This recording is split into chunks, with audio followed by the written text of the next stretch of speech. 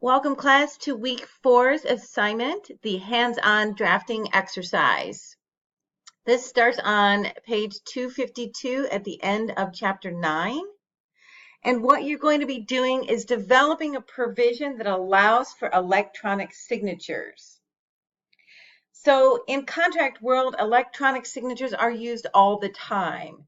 At one point, we used to actually make 3 copies of these 100-page contracts, sign them all, review them all, and send them out via FedEx. But that got really expensive and time-consuming. So this wonderful application of e-signatures came about, and it really helped with contract signing.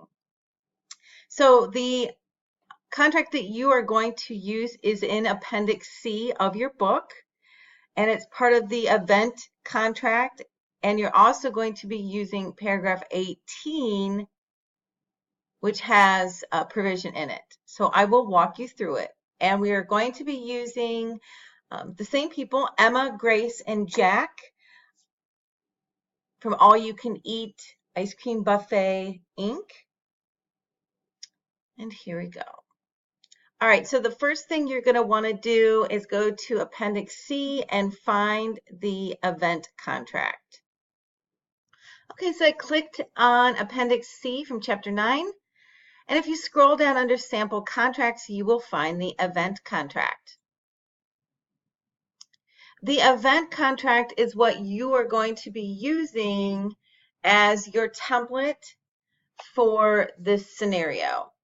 So here, if it's going to be University of Toledo, instead of Judge Roy Bean, you can use Emma, Jack, or one of the persons from our scenario. And you will also just kind of make up, if it's not in the scenario, make up what you need as it relates to address, how much you're going to be paying.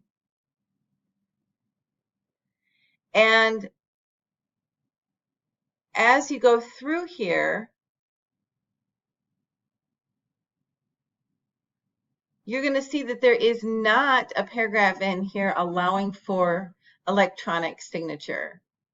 And that's why you also need to go to paragraph 18 of the sales for equipment contract, which is,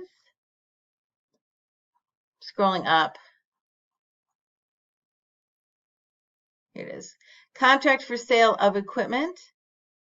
So you're not going to be utilizing all of this, but you're going to scroll down to paragraph 18. Here where it says electronic signature, you can literally copy and paste this electronic signature and put it in the event contract. So open up a Word document. Remember, you should be able to get Office 365 for free as a student. So you can use a Word document and copy and paste into this agreement. Make sure that the name of the company, if you have to, All You Can Eat Ice Cream Buffet Inc. is proper, or the information with Emma, Jack, and Grace is appropriate as well. So that's it. You're really just doing a lot of copying and pasting. You're not generating a new contract. You're not having to come up with the language. It's all in there. It's just about piecing it together. And again, if you try, more than likely you're going to get all the points as long as you're using the names properly and it looks appropriate. Because in real life, when you get out there and if you have to actually put a contract together, you may have to piece different parts, like a puzzle.